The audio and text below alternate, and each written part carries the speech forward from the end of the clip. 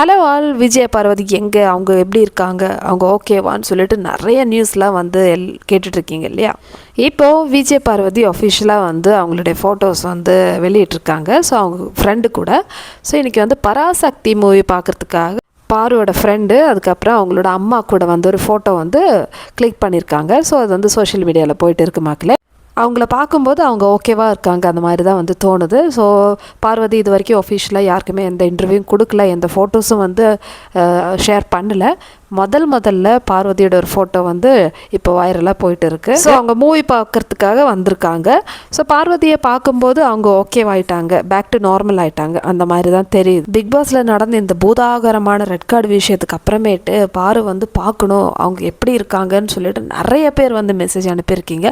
ஆனால் எனக்கும் வந்து ப்ராப்பராக வந்து பதில் இல்லை.